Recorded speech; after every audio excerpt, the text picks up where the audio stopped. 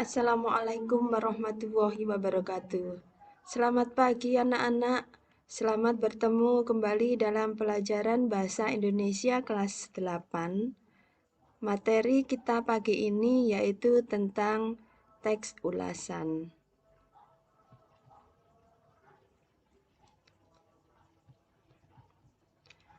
Nah, materi hari ini yaitu tentang pengertian dan struktur teks ulasan. Bersama saya, Ibu Laila Amrulia dari SMP 1 Duren.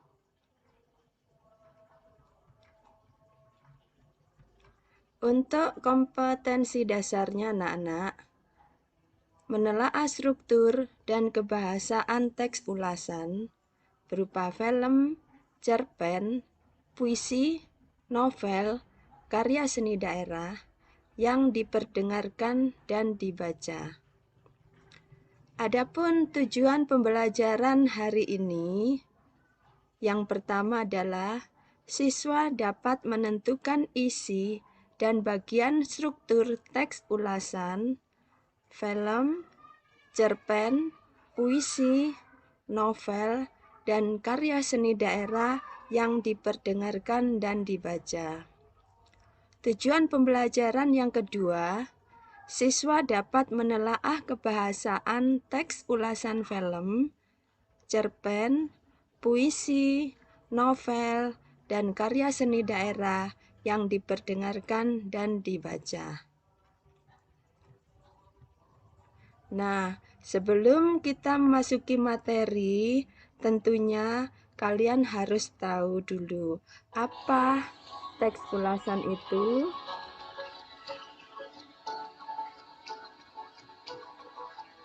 Teks ulasan merupakan suatu teks yang berisi ulasan, penilaian, atau review terhadap suatu karya seperti film, drama, atau sebuah buku. Teks ulasan disebut juga dengan resensi. Tujuan teks ulasan antara lain sebagai berikut. Memberikan pendapat tentang kelebihan dan kelemahan karya yang diulas. Yang kedua, memberikan gambaran atau garis besar mengenai suatu karya. Tujuan yang ketiga, mengarahkan kepada pembaca untuk mempunyai opini kepada teks tersebut. Apakah akan membeli atau tidak? Apakah akan membaca atau tidak? Ini adalah tujuan dari teks ulasan. Selanjutnya anak-anak, struktur teks ulasan. Struktur yang pertama adalah orientasi. Yang kedua, tafsiran. Yang ketiga, evaluasi. Dan struktur yang keempat adalah rangkuman. Untuk selanjutnya, silakan kalian pahami materi yang akan saya jabarkan berikut ini. Struktur yang pertama yaitu orientasi. Bagian orientasi berisi gambaran umum karya sastra yang akan diulas. Misalnya berisi tentang gambaran umum sebuah karya atau benda yang akan diulas. Gambaran umum karya atau benda tersebut dapat berupa nama, kegunaan, dan sebagainya. Misalnya kita akan mengulas tentang novel yang berjudul Bumi Manusia, karya Pramudia Anantatur. Struktur yang kedua yaitu tafsiran.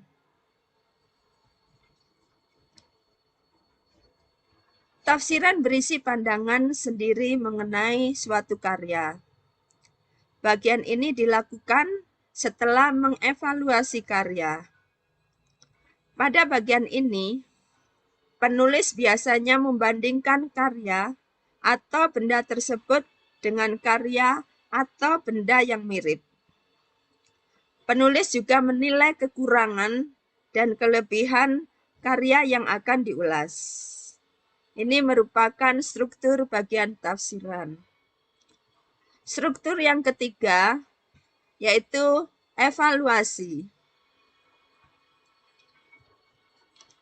Pada bagian evaluasi, penulis mengevaluasi karya, penampilan, dan produksi. Bagian evaluasi juga berisi gambaran tentang detail suatu karya atau benda yang diulas. Hal ini dapat berupa bagian, ciri-ciri, dan kualitas karya tersebut.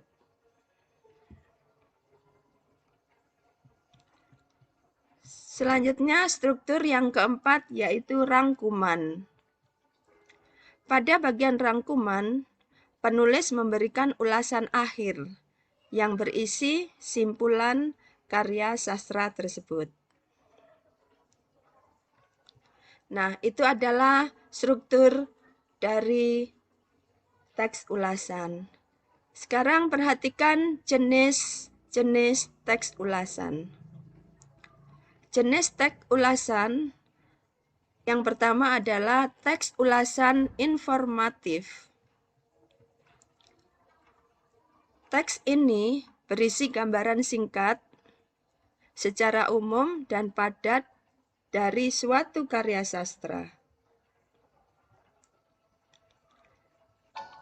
Resensi ini tidak menyampaikan seluruh isi suatu karya, melainkan hanya menjelaskan bagian-bagian terpenting saja dan menekankan keunggulan dan kekurangan dari karya yang tengah diulas.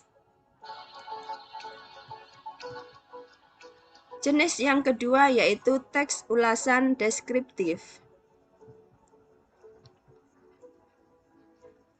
Teks ulasan ini membahas secara mendetail pada tiap bagian-bagian suatu karya. Teks ulasan jenis ini pada umumnya dilakukan pada karya fiksi, guna mendapat gambaran yang jelas tentang manfaat, informasi, dan kekuatan argumentatif yang disalurkan penulis di dalam suatu karya. Jenis teks yang ketiga adalah teks ulasan kritis. Teks ulasan kritis ini membahas lebih terperinci terhadap suatu karya dengan mengacu pada metode pendekatan ilmu pengetahuan tertentu. Resensi ini dibuat dengan sangat objektif dan kritis, bukan hanya pandangan pembuat ulasan.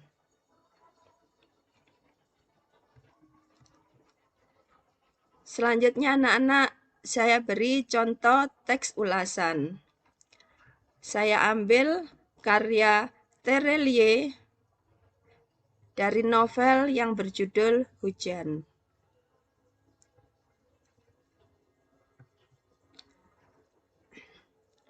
Pada bagian orientasi atau pendahuluan. Novel merupakan salah satu bentuk sastra yang telah hadir dari masa ke masa dan belum tergantikan oleh media lain yang lebih canggih. Hal ini wajar, karena media seperti film akan tetap bergantung pada teks dalam pembuatannya. Kemudian, teks yang baik masih ditulis dalam wujud prosa, seperti novel terlebih dahulu sebelum dijadikan skenario film. Salah satu novel yang berhasil menyentuh hati masyarakat adalah novel Hujan karya Terelie. Ini adalah bagian orientasi atau pendahuluan. Selanjutnya bagian resensi atau tafsiran. Novel ini menceritakan kisah cinta, persahabatan, sekaligus dilema dalam perpisahan dan perpecahannya pula. Hujan adalah subtema yang menyelubungi keseluruhan isi dari novel. Ungkapan yang disisipkan melalui majas alegori yang apik. Pembaca akan merasakan banyak keterkaitan dengan novel ini. Bagaimana masalah terus menerpa dan harus dilalui secara saksama dan bersama-sama. Cinta, marah, suka dan duka terpancar dari kisah keseharian yang terjadi di dalamnya. Novel ini memiliki jumlah tokoh yang singset namun kuat. Tokoh utamanya merupakan seorang perempuan yang menjadi yatim piatu karena orang tuanya meninggal dalam bencana alam. Bahkan Lail, yang merupakan tokoh utama tersebut, menyaksikan sendiri bagaimana ibunya tidak selamat dari kejamnya bencana itu. Dari sinilah cerita ini dimulai. Lail kemudian memiliki motivasi lebih agar bisa membantu menyelamatkan orang lain. Profesi yang dipilihnya adalah menjadi seorang perawat. Seperti novel Terelie yang lain, novel ini juga penuh kejutan dari pemutarbalikan alur yang biasa disebut plot twist yang penuh dengan khas. Selanjutnya contoh bagian evaluasi. Di sini saya ambil tentang keunggulan novel. Pemutarbalikan alur khas ala Terelie masih menjadi aspek keunggulannya dalam novel ini. Kebanyakan pembaca tidak akan menduga berbagai plot twist di dalamnya. Ceritanya sangat menarik dan cenderung mudah dipahami oleh pembaca. Bahasa yang digunakan sederhana namun tetap indah. Selanjutnya, struktur evaluasi bagian yang saya tampilkan tentang kekurangan novel.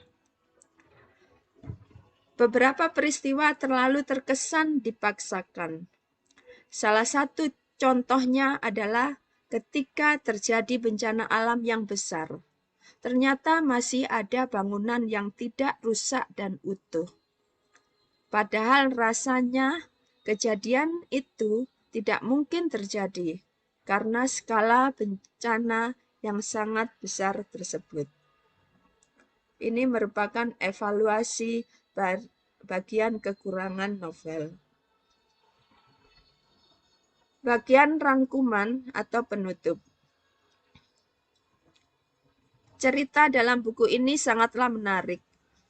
Ditambah dengan penokohan yang kuat dan terfokus akan membuat pembacanya semakin terkait dan terhanyut oleh ceritanya.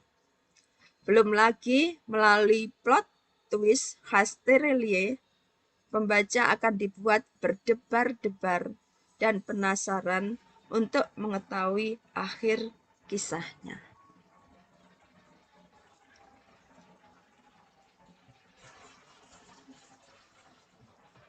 Nah, anak-anak, itulah materi kita hari ini. Semoga apa yang saya sampaikan dapat kalian pahami dengan baik. Tetap semangat dan terus berkarya. Saya akhiri. Assalamualaikum warahmatullahi wabarakatuh.